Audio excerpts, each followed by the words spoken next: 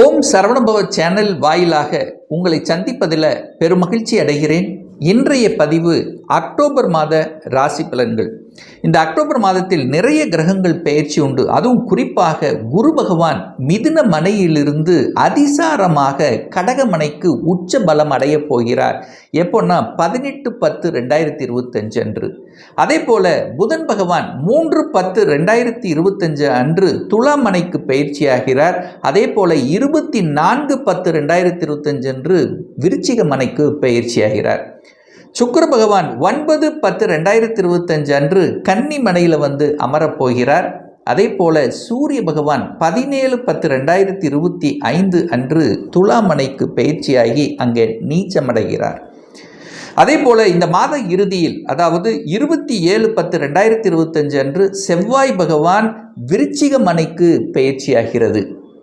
சனி பகவான் மீனமனையில் வக்ரத்துடனும் கும்பத்தில் ராகுவும் சிம்மத்தில் கேதுமனை வீட்டிருக்கக்கூடிய இந்த காலகட்டத்தில் என்ன மாதிரியான பலன்கள் என்பதை 12 ராசிகளுக்கும் தனித்தனியே டீட்டெயிலாக நம்ம பார்க்க போகிறோம்.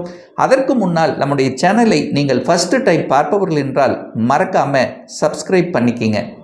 மகர ராசி அன்பர்களே, இந்த அக்டோபர் மாதம் என்ன பலன் எப்படி இருக்கும் அப்படின்னு பார்க்கும் பொழுது, உங்கள் ராசிநாதன் 3ஆம் இடத்துல போய் அமர்ந்து கொண்டு, அதாவது முயற்சி ஸ்தானத்தில் அமர்ந்து கொண்டு வக்ரம் பெற்று இருக்கிறார். அதே சமயத்தில் 9ஆம் அதிபதியும் 10ஆம் அதிபதியும் பரிவர்த்தனை பெற்று பரிவர்த்தனை யோகத்துடன் இருப்பது கூடுதல் பலம். 11ஆம் அதிபதியாக இருக்கக்கூடிய செவ்வாய் பகவான் 10ஆம் இடத்தில் அமர்ந்து கொண்டு திக்பலத்துடன் வலிமையாக இருந்து கொண்டு தனது 4ஆம் பார்வையாக உங்கள் ராசியை பார்ப்பது அதைவிட ஒரு சிறப்பான அம்சம். அதே போல அக்டோபர் மாதம் 18ஆம் தேதி குரு பகவான் அதிசாரமாக 7ஆம் இடம், உங்கள் ராசிக்கு 7ஆம் இடத்தில் அமர்ந்து கொண்டு உச்ச பலத்தோடு அமர்ந்து கொண்டு உங்கள் ராசியை பார்ப்பது அதைவிட கூடுதல் பலம். ஸோ ஆக மொத்தம் இந்த மகர ராசி அன்பர்களுக்கு இந்த அக்டோபர் மாதத்தில் நல்லதொரு வாய்ப்புகள் தேடி வரக்கூடிய, உங்கள் மனசு எண்ணம் செயல் சிந்தனைகள் மெருகேற்றக்கூடிய, தடைகள் கொடுத்து கொண்டிருந்த விஷயங்கள் எல்லாம் இப்ப தடைகளை தகர்த்தெறிந்தக்கூடிய தன்மை, புத்துணர்ச்சியோடு செயல்படக்கூடிய தன்மை, பெரிய மனிதர்களின் தொடர்புகளை கொடுக்கக்கூடிய அம்சங்கள், கடவுளினுடைய அனுக்கிரகம் உங்களுக்கு கிடைக்கக்கூடிய அமைப்புகள், இப்படி நல்ல பல விஷயங்கள் கொடுக்கக்கூடிய ஒரு நல்ல மாதமாகவே இந்த மகரத்துக்கு நிச்சயமாக அமையும். அதில் எந்தவித மாற்று கருத்தும் கிடையாது. குடும்பஸ்தானத்தில் ராகு இருக்கார். அப்போ குடும்பஸ்தானத்தில் ராகு இருக்கின்றபடியால் அங்கே மட்டும்தான், அதாவது உங்கள் வீட்டில் ஒரு பாம்பு இருக்குது அப்படிங்கிறது ஞாபகத்தில் வைத்து கொண்டு இந்த மகர ராசி என்பவர்கள் செயல்படுங்கள். அந்த பாம்பு என்னவாகும்? பாம்பு அப்படின்னாலே ஒரு பயம் நம்ம இருக்கத்தான் செய்யும். அப்போது சண்டை சச்சரவு சார்ந்த விஷயங்கள், அதாவது தனம், குடும்பம், வாக்கு விஷயத்தில் கவனம் அப்படிங்கிற தன்மை மட்டும் உங்கள் மனசுக்குள்ளே இருந்தால் போதும். தனம் கொடுக்குமா? நிச்சயமாக உண்டு. ஏன்னா 2க்குரியவன் தனக்கு 2ஆம் இடத்துல தான் உட்கார்ந்துருக்கார். அப்ப தனத்துக்கு எந்த பிரச்சனையும் வரப்போவது இல்லை.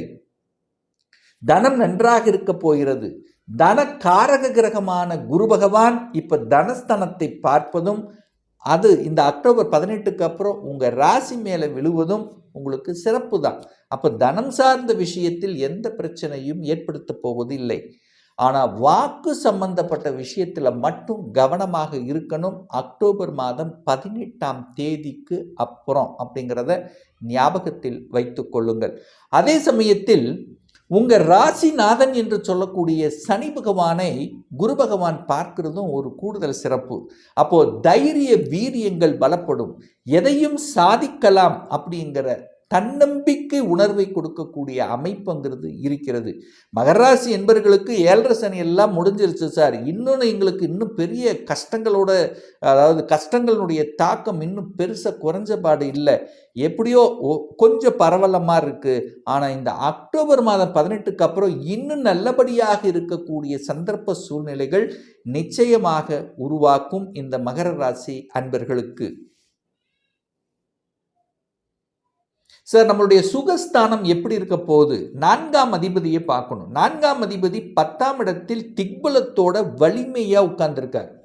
அப்போ 4க்குரியவன் வலிமை பெற்று 4ஆம் இடத்தையே பார்க்கிறார். தன் வீட்டை தானே பார்த்து வலுப்படுத்துகிறது. அப்போ சுகஸ்தானம் வலுப்பெறப் போகிறது.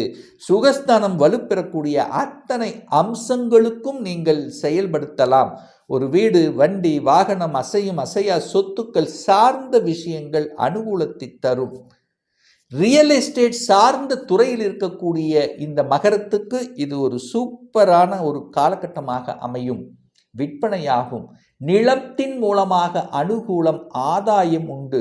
கட்டிடம் சம்பந்தப்பட்ட விஷயத்தில் நட்பலனை கொடுக்கக்கூடிய அமைப்புகள், சீருடை அணிந்து பணியாற்றி கொண்டிருக்கக்கூடிய அத்துணை மகரத்துக்கும் சூப்பரான ஒரு காலகட்டமாக இருக்க போகிறது.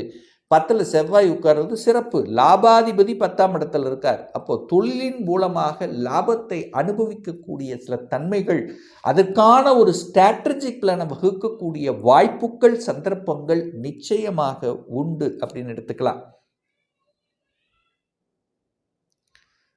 5ஆம் அதிபதி நீச்சமாகிட்டாரே அப்படின்னு ஒரு சிலருக்கு தோணும். ஏன்னா சுக்கிரன் நீச்சம் அல்ல, கன்னியில் இருந்தாலே சுக்கிரன் இங்கே நீச்சம்தான்.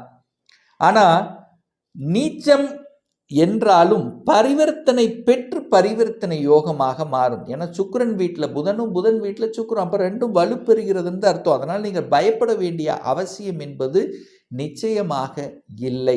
ஸோ குழந்தைகள் சார்ந்த விஷயம் என்ன, கொஞ்சம் ஹெல்த்தில் மட்டும் கொஞ்சம் அக்கறை எடுத்துக்கணும். ஏன்னா 8ஆம் அதிபதியோட சுக்கிரன் இணைகிறதல்லவா, அப்போ 5, 8 கனெக்ட் ஆகுதா, அப்போ கோவப்படுதல், ஆக்ரோசப்படுதல், திட்டுறது, என் பேச்சை கேட்கறதில்ல அப்படின்னு இருக்கிறது, சின்ன சின்ன ஒரு நெருடல்கள் இருக்கத்தான் செய்யும். பெரிய பாதிப்பு அப்படிங்கிறது இல்லை. காதல் சார்ந்த விஷயத்திலும் கொஞ்சம் விட்டு கொடுத்து அனுசரணையோடு போகணும். ஏன்னா ஏற்கனவே காதல் இருக்கின்றவர்கள் அப்படிங்கிற ஞாபகத்தில் வச்சுக்குங்க. அதுவும் குறிப்பாக சொல்ல போனால் இந்த அக்டோபர் மாதம் 17க்கு அப்புறம் சரியாகிவிடும். அக்டோபர் மாதம் 17க்கு அப்புறம் பார்த்தீங்கன்னா சூரியன் 8க்குரியவன் எங்கே போகிறார், 10ஆம் இடத்துல வந்து அமர்கிறார். 10ஆம் இடத்துல 8க்குரியவன் 10ஆம் இடத்தில், 10ஆம் இடத்தில் சூரியன் அமர்ந்தாலே அங்கே வலுப்பெறுகிறதுன்னு அர்த்தம்.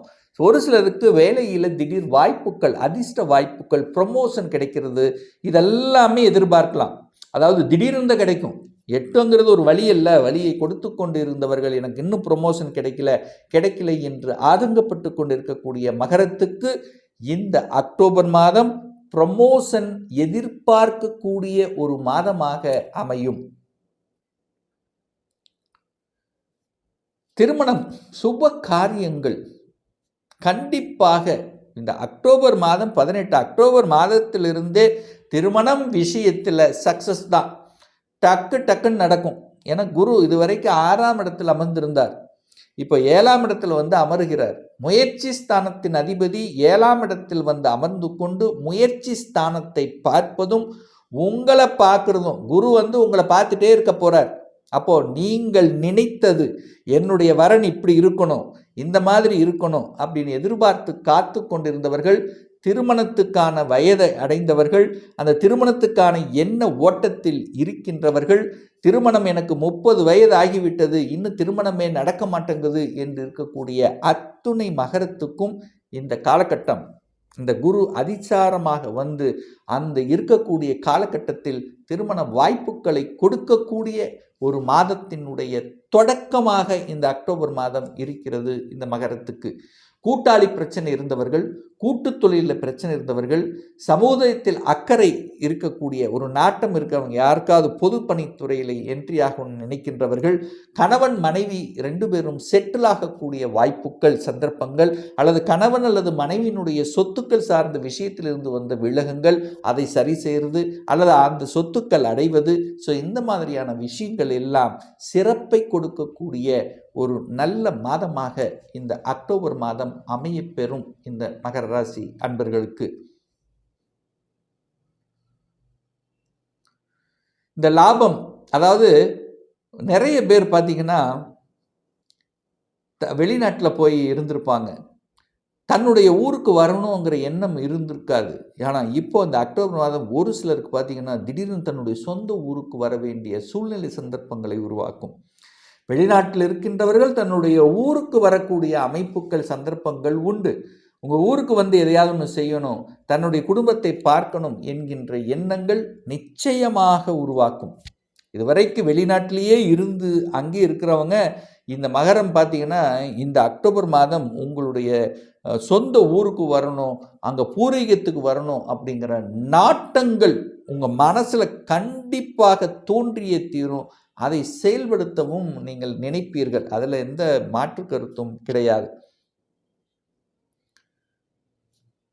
ஒரு சில இந்த மகராசி என்பர்கள் கலைத்துறையில் என்ட்ரி ஆவதற்கான வாய்ப்புகள் தேடி வரும்.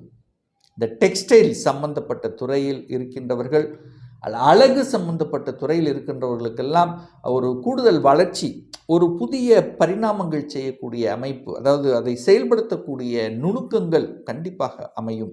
புதன் 10ல் இருக்கார். அந்த புதன் பாக்யாதிபதி 10ஆம் இடத்தில் இருக்கிறது சிறப்பு. 9க்குரியவன் 10ஆம் இடத்தில் அமர்ந்திருக்கிறது கூடுதல் சிறப்பு. அப்புறம் 11ஆம் இடத்துக்கு போவது அது நல்லது தான். அப்போ புதனால அனுகூலம், ஆதாயம். புதன் சார்ந்த விஷயம், மாமன் சார்ந்த விஷயத்தில் இந்த மாதம் ஒரு சில நன்மைகள் நடக்கும்.